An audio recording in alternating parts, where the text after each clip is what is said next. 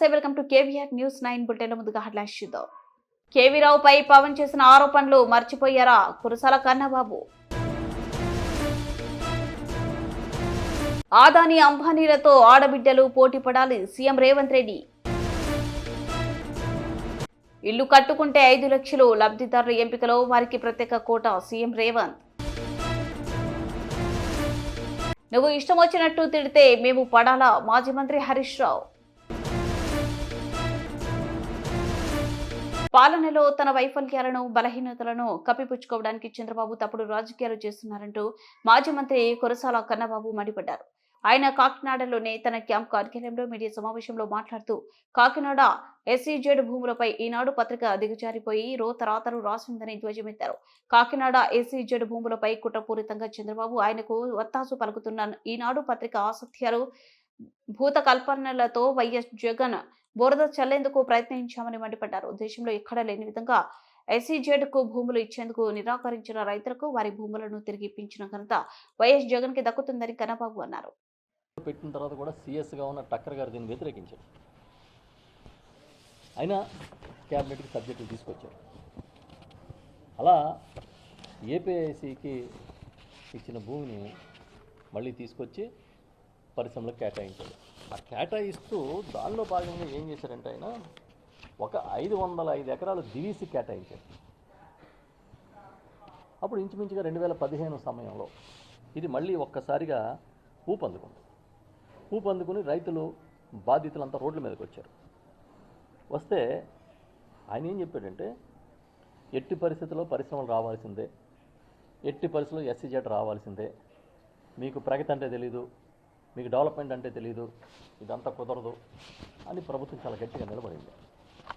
నిలబడి 2000 అప్పటి నుంచి జరుగుతున్న ఉద్యమాలు 2018 వచ్చే నాటికి ఏమైందంటే, ఇంచుమించు ఇందులో సేకరణ చేసిన భూముల్లో 2180 ఎకరాలు.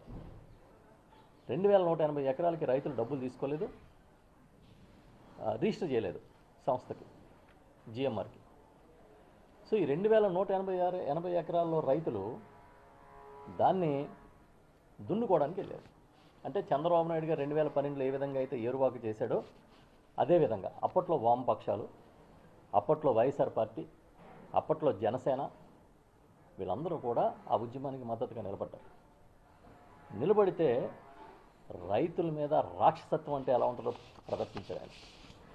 ఏ స్థాయి కంటే పోలీసుల్ని, యాంటీ నక్సల్స్ స్క్వాడ్లని దింపి లాఠీ ఛార్జీలు చేసి దొరికినట్టు కొట్టాడు.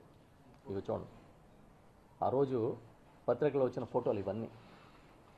ఏది, మేము భూములు ఇవ్వలేదు, మా భూముల్ని మేము దున్నుకుంటాం, ఈ మా భూములు, మా సర్వహక్కులు అని చెప్పినందుకు ఎంత దుర్మార్గంగా కొట్టారంటే పోలీసులు లాఠీ ఛార్జీలు చేసి, పోలీసులు ఇంకో రైతులు చూడండి, ఒక పోలీసు కాళ్ళు పట్టుకుని వేడుకుంటున్నాడు. ఈయన చెయ్యకపోగా ఏం చేశారంటే 2015 నుంచి ఈ సెజ్ పోరాట వ్యతిరేక కమిటీ, ఈ సెజ్ వ్యతిరేక పోరాట కమిటీలో ఉన్న నాయకుల్ని అరెస్టు చేసి పెద్ద ఎత్తున కేసులు పెట్టి రాజమండ్రి సెంట్రల్ జైలుకి పంపించారు. ఇందులో సూర్యనారాయణ గారు అని ఒక ఆయన, బావిచెట్టి నారాయణ స్వామి గారు, పెనుమల్లి సుబ్బిరెడ్డి గారు, వీళ్ళందరూ కూడా ఏజ్డ్ పర్సన్స్. వీళ్ళందరినీ కూడా అరెస్టులు చేసి స్నేహ బ్లాక్లో వేసి వాళ్ళతో బాత్రూములు గడిగించారు. వాళ్ళతో జైల్లో నానా హింస పెట్టారు. వాళ్ళని పెట్టి ఒప్పుకోమన్నారు. కానీ మా కష్టార్జితాలు, మా తరాలుగా వస్తున్న భూములు మేము ఇవ్వమని వాళ్ళు గట్టిగా నిలబడ్డారు. నిలబడి చివరికి ఏమీ చేయలేక ఒక దశలో ఏం చెప్పారంటే, పోనీ ఒక పని చేయండి, 2003 యాక్ట్ కింద కాకుండా, భూసేకరణ యాక్ట్ కాకుండా 2013 యాక్ట్ కింద మాకు డబ్బులు ఇవ్వండి, మేము వదిలేస్తాం భూములు అని చెప్పారు. దానికి కూడా అంగీకరించలే, ఇచ్చి తీరాల్సిందని పట్టుబట్టారు. ఈలోగా ఏవైతే అసైన్డ్ ల్యాండ్స్ని, ఏవైతే ప్రభుత్వ భూముల్ని ఎస్సీజెడ్కి అలాట్ చేద్దాం అనుకున్నారో దాంట్లో చంద్రబాబు నాయుడు గారు ప్రభుత్వ భూములన్నింటినీ ఉచితంగా ఎస్సీజెడ్కి ఇచ్చాడు. సుమారు 70-72 ఎకరాలు. మిగతా అసైన్ ల్యాండ్ 3 లక్షలు చొప్పున ఇచ్చేశాడు SEZకి. ఇవి కాకుండా 9 గ్రామాల్లో 8 గ్రామాలని ఖాళీ చేయించాలని కూడా ప్రతిపాదించారు. ఇది కాకుండా ఆ రోజు పంచాయతీరాజ్ శాఖ మంత్రిగా ఉన్న నారా లోకేష్ గారు ఆయన ఆధ్వర్యంలో ఒక నిర్ణయం తీసుకున్నారు. 73, 74 అధికారుల కింద ఏవైతే పంచాయతీలకి దఖలు పడతాయో హక్కులు, ఆ హక్కుల్ని సీజ్ చేసింది ప్రభుత్వం. ఎందుకు? అవి ఉంటే, హక్కులు ఉంటే తీర్మానాలు పంచాయతీలు చేస్తే కానీ అక్కడ పనులు జరగవు SEZలో. కాబట్టి వాటన్నిటిని సీజ్ చేశారు. అది కాకుండా సౌర విద్యుత్ ప్రాజెక్టులతో ఆడబిడ్డలు అదానీ అంబానీలతో పోటీ పడాలని సీఎం రేవంత్ రెడ్డి పిలుపునిచ్చారు. ఈ లక్ష్యం నెరవేరాలంటే ప్రస్తుతం 65 లక్షలుగా ఉన్న స్వయం సహాయక బృందాల సభ్యులు సంఖ్య 1 కోటికి పెరగాలని ఆకాంక్షించారు. ఈ 1 కోటి మందిని కోటీశ్వరులను చేసే బాధ్యత తమ సర్కార్దని భరోసా ఇచ్చారు.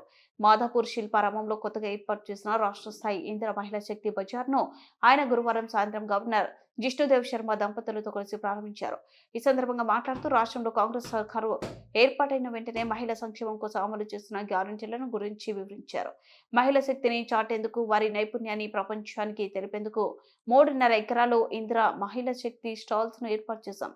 ఈ బజార్ దేశంలోని ఆదర్శంగా ఉండేలా చేయాలని విదేశీ పర్యాటకులు చార్మినార్, బుద్ధ విగ్రహం, ఐటీ కారిడార్ తో పాటు శిల్పారామంలోని మహిళా శక్తి బజార్ ను సందర్శించిందే ఉండేలా పనిచేయాలని పిలుపునిచ్చారు. తెలంగాణ సమాజానికే కాకుండా ఈ దేశంలో ఉండే ప్రతి రాష్ట్ర ప్రతినిధులకు కూడా పూర్తి వివరాలను అందజేయడం జరిగింది. గవర్నర్ గారికి కూడా పూర్తిగా మన ప్రగతి నివేదికను మన ఉప ముఖ్యమంత్రి గారు నివేదించడం జరిగింది. నేను 2 విషయాలు ప్రస్తావిస్తాను. ఎందుకంటే ఈరోజు మనమందరం మన గవర్నర్ గారు ఏం చెప్తున్నారో వినడానికి ఇక్కడ సమావేశమైనాం. ఆనాడు డిసెంబర్ 3, 2023 నాడు మీరు ఇచ్చిన తీర్పు, డిసెంబర్ 7, 2023 నాడు మేము చేసిన ప్రమాణ స్వీకారం, డిసెంబర్ 9, 2023 నాడు మొట్టమొదటి శాసనసభను ప్రారంభించుకొని మహిళా శక్తి అంటే ప్రపంచానికి చూపించాలి, తెలంగాణ మహిళా శక్తి ఈ దేశానికి ఆదర్శంగా నిలబడాలని నిర్ణయించుకున్నాం. ఆ నిర్ణయంలోనే భాగస్వాములుగా మిమ్మల్ని చేయాలని, సోలార్ పవర్ ప్రాజెక్టులు అదానీ అంబానీలతో మా ఆడబిడ్డలు పోటీ పడాలని, మీ అందరినీ 1 కోటి మంది ఆడబిడ్డల్ని కోటీశ్వరులను చేయడమే లక్ష్యంగా ఈరోజు ఈ ప్రభుత్వం నిర్దిష్టమైన కార్యాచరణను తీసుకొని ముందుకు వెళ్తుంది. ఆర్టీసీలో ఉచిత ప్రయాణం 115 కోట్ల మంది ఆడబిడ్డలు ప్రయాణం చేసి ఈ సంవత్సరంలో 4,000 కోట్ల రూపాయలు ఆర్టీసీకి ఆడబిడ్డల తరఫున మనం చెల్లించినాం. ఒక్కొక్క ఆడబిడ్డకు 5,000 నుంచి 7,000 రూపాయలు ఈరోజు మిగులుతుంది. అదేవిధంగా 500 రూపాయల సిలిండర్, 200 యూనిట్లు ఉచిత విద్యుత్తు, అదేవిధంగా అమ్మ ఆదర్శ పాఠశాల నిర్వహణతో పాటు పాఠశాలలో పిల్లల బట్టలు కుట్టే వ్యవస్థ, అదేవిధంగా ఇందిరా మహిళా శక్తి క్యాంటీన్లు, ఈ రకంగా అన్ని విధాలుగా ఈరోజు మిమ్మల్ని ప్రయోజకులుగా చేర్చి వ్యాపారవేత్తలుగా తీర్చిదిద్ది అదానీ అంబానీలతోనే పోటీ పడే విధంగా మన మహిళా శక్తిని తీర్చిదిద్దాలన్నదే మన ప్రభుత్వం యొక్క లక్ష్యము. ఈ లక్ష్యం నెరవేరాలంటే ఈరోజు 65 లక్షల మంది సభ్యులు ఉన్నారు. 1 కోటి మందిని ఎప్పటిలోగా చేస్తారో మీరు నాకు మాట ఇవ్వాలి. మీరు 1 కోటి మందిని చేసే బాధ్యత మీది, 1 కోటి మందిని కోటీశ్వరులను చేసే బాధ్యత నాది. మహిళా శక్తిని పెంచండి. ఆడబిడ్డ చేతిలో నగదు ఉంటేనే మన పిల్లలు బడికి పోతారు, మన పిల్లలు బాగుపడతారు. పండగకి ఇంటికి ఆడబిడ్డ వస్తే సీర సార పెట్టడానికి ఆడబిడ్డ చేతిలో నగదు ఉండాలి. ఇంటాయన చేతిలో నగదు ఉంటే సాయంత్రం పోయి బెల్ట్ షాపులలో ఇచ్చొస్తాడు. నాకు అది అందుకే ఆడబిడ్డ చేతిలో నగదు ఉన్నప్పుడే అది పాల వ్యాపారమైనా, కుటీర పరిశ్రమైనా, సోలార్ పవర్ అయినా, ఆర్టీసీ బస్సులైనా ఏదైనా ఆడబిడ్డ చేతిలో ఉండాలన్న సంపూర్ణమైన విశ్వాసంతో మీ సోదరుడుగా, మీ అన్నగా, మీ తమ్ముడుగా, మీ బిడ్డగా మీ కష్టాలు తీర్చడం కోసమే ఈ ప్రభుత్వం ఉన్నది. మిమ్మల్ని దృష్టిలో పెట్టుకునే ప్రణాళిక చేస్తున్నాము. ఈ పక్కలనే హైటెక్ సిటీ, ఆ పక్కలన్నీ ఐటీ కంపెనీలు. ఈ ప్రాంతం అంటేనే కోటీశ్వరుల యొక్క ప్రాంతం. శిల్పారామం పక్కన హైటెక్ సిటీ పక్కన 3.5 ఎకరాలు 100 కోట్ల రూపాయల విలువైన భూమిని ఎవరి చేతుల్లో ఉంటే గుంజుకొని మా ఆడబిడ్డల చేతిలో పెట్టిన, ఎందుకంటే ఇది భద్రంగా ఉంటుందని. మీ నైపుణ్యాన్ని, మీలో ఉన్న ఒక శక్తిని ఇక్కడ ప్రదర్శించండి. ప్రపంచమంతా ఇక్కడికి వచ్చి చూడాలి.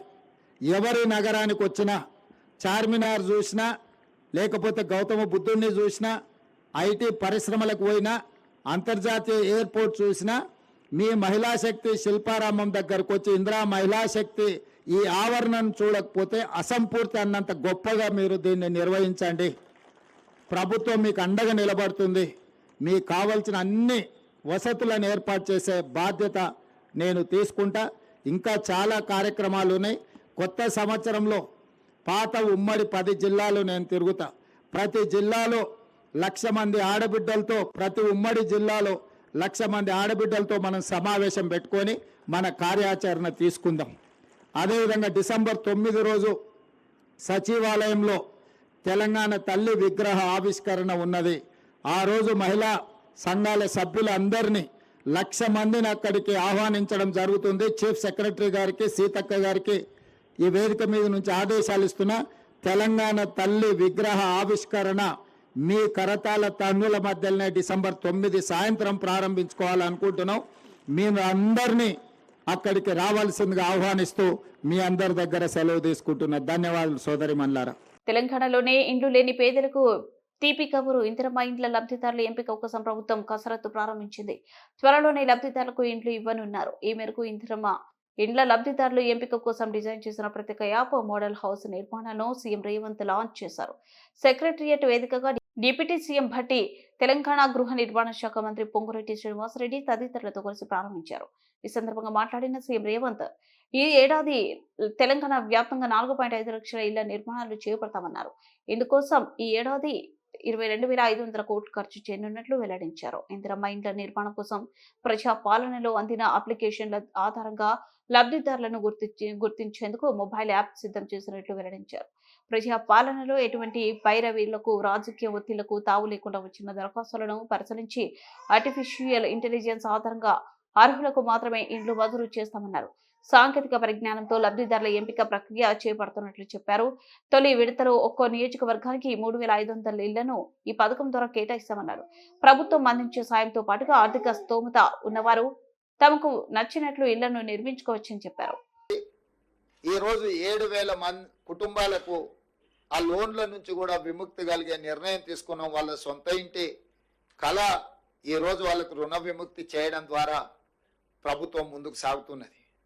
అందుకే ఈరోజు గృహ నిర్మాణ శాఖ మంత్రివర్యులు పొంగులేటి శ్రీనివాసరెడ్డి గారు ప్రజాపాలనలో గ్రామ సభల ద్వారా సేకరించిన అప్లికేషన్లను విశ్లేషించడమే కాకుండా అర్హులైన అందరి వివరాలను కేంద్ర ప్రభుత్వానికి అందించి కేంద్ర ప్రభుత్వం నుంచి రావాల్సిన నిధులను రాబట్టుకునే కార్యక్రమాన్ని చేపట్టడమే కాకుండా ఈ కార్యక్రమం లక్ష్యం ఎంత గొప్పదైనా అమలులో లోపాలు ఉంటే పూర్తిగా ప్రభుత్వ విశ్వసనీయత దెబ్బతింటుంది, పేదవాళ్ళకు అన్యాయం జరుగుతుందన్న ఆలోచనతోటి ఒక గొప్ప లక్ష్యంతో ప్రజాపాలనలో వచ్చిన అప్లికేషన్లు పరిశీలించడమే కాకుండా సాంకేతిక నైపుణ్యాన్ని, ఆర్టిఫిషియల్ ఇంటెలిజెన్స్ను జోడించి ఏ ఒక్క ఇల్లు కూడా అనర్హులకు అందకూడదు, అర్హులైన వాళ్ళకే ఇల్లు చెందాలి అన్న ఆలోచనతోని నూతనంగా ఒక యాప్ తీసుకొచ్చి ఆర్టిఫిషియల్ ఇంటెలిజెన్స్ ద్వారా ప్రతి స్థాయిలో, పునాది స్థాయిలో, గోడల స్థాయిలో,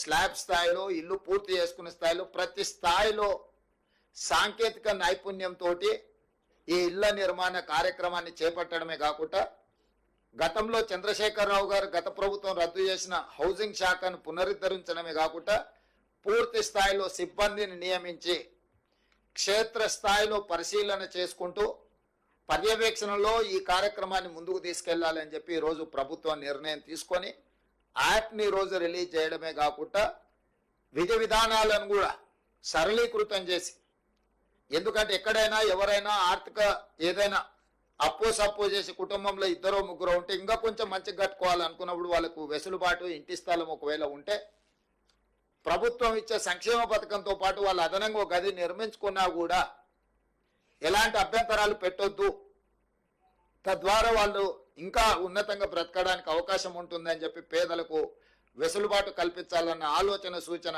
మా మంత్రి గారు చేయడంతో ఉప ముఖ్యమంత్రి గారు నేను కూడా ఇది మంచి సూచన అని చెప్పి వాటిని ఆమోదించడం జరిగింది. లేకపోతే ఈ నిబంధనలు పెడితే కింది స్థాయిలో తప్పిదం జరగడానికి కూడా కొంత అవకాశం ఉంటుంది.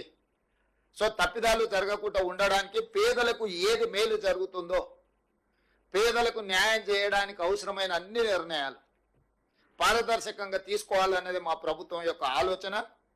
ఆ ఆలోచనలో భాగంగా మొదటి సంవత్సరము ప్రతి నియోజకవర్గానికి 3,500 ఇండ్ల కేటాయింపులో భాగంగా 4,50,000 ఇండ్లకు 5 లక్షల రూపాయలతోని పరిపాలన అనుమతి ఇవ్వడం జరిగింది. ఈ రోజు ఈ యాప్ను ప్రవేశపెట్టడం ద్వారా లబ్ధిదారుల ఎంపిక ప్రక్రియ పారదర్శకంగా సరళీకృతంగా జరగడానికి అవకాశం కలిగింది. అందుకే ఈరోజు తెలంగాణ పేదలందరికీ ఇది ఒక పండుగ. ఇందిరమ్మ రాజ్యంలో నిజంగా పేదలు ఇంటి ముందు వెలుగులతో పండుగ చేసుకునే సందర్భము. పెద్దలు అందుకే అన్నారు, ఇల్లు కట్టి చూడు పెళ్లి చేసి చూడు అని. ఇల్లు కట్టించే బాధ్యత మేం తీసుకుంటాము.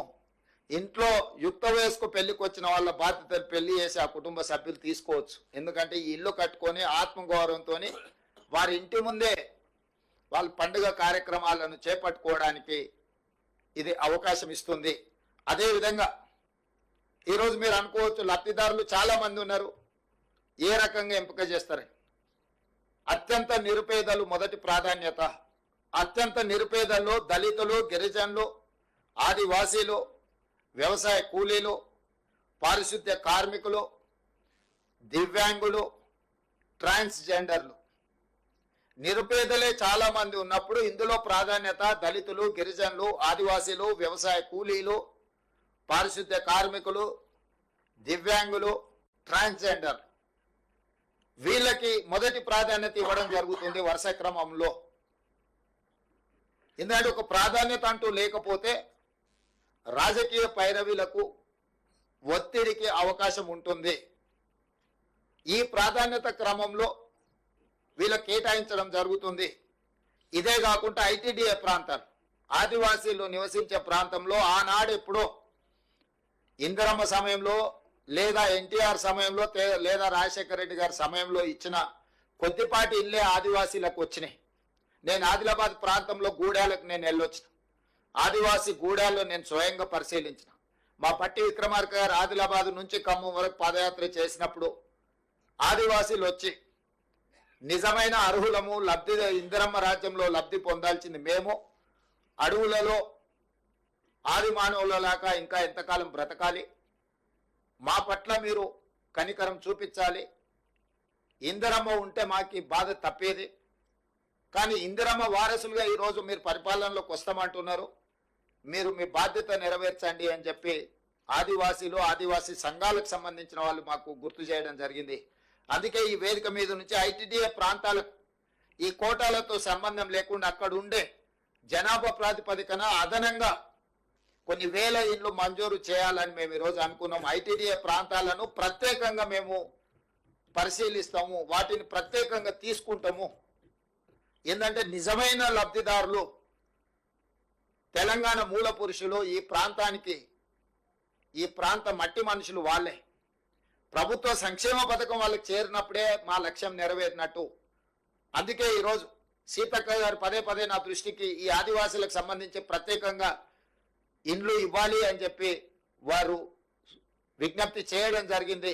అందుకే ఈరోజు మా మంత్రివర్గ సహచరుల అనుమతితోని ఆదివాసీలకు ప్రత్యేక కోట, ప్రతి నియోజకవర్గానికి 3,500 ఇండ్ల కోట కాకుండా అదనంగా ఆదివాసీ ప్రాంతాలు, ఐటీడీఏ ప్రాంతాలు ఏవైతే ఉన్నాయో ఆయా ప్రాంతాల జనాభాను దృష్టిలో పెట్టుకొని వాళ్ళ కోసం ఒక ప్రత్యేక ప్యాకేజ్ కేటాయించడం ద్వారా, ఫర్ ఎగ్జాంపుల్ అచ్చంపేటలో చెంచులు ఉన్నారు.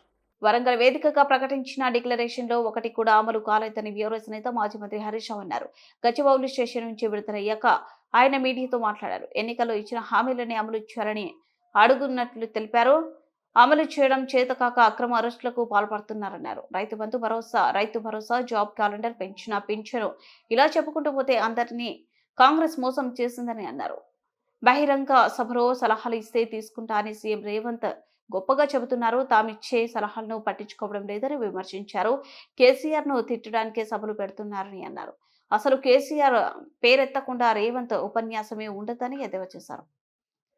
దేశం ఇవాళ రేవంత్ రెడ్డి కూడా పోలీసులు అడ్డం పెట్టుకొని ప్రతిపక్షాల గొంతు నొక్కాలని, ప్రశ్నించే గొంతు నొక్కాలని ఇవాళ రేవంత్ రెడ్డి గారు ప్రయత్నం చేస్తూ ఉన్నారు. ఇవాళ పోలీస్ స్టేషన్లన్నీ కూడా కాంగ్రెస్ పార్టీ ఆఫీసులుగా మారిపోయినాయి. ఎఫ్ఐఆర్లు పోలీస్ స్టేషన్లలో తయారైతలేవు, గాంధీ భవన్లో ఎఫ్ఐఆర్లు తయారైతా ఉన్నాయి. ఏ సెక్షన్లు పెట్టాలనో, ఎవరిని అరెస్ట్ చేయాలో గాంధీ భవన్ నుంచి, కాంగ్రెస్ పార్టీ కార్యాలయం నుంచి ఇవాళ ఆదేశాలు ఇస్తున్నటువంటి పరిస్థితి ఉన్నది. పోలీసు ఉన్నతాధికారులు కూడా ఇవాళ ఒక విషయం ఆలోచించుకోవాలి.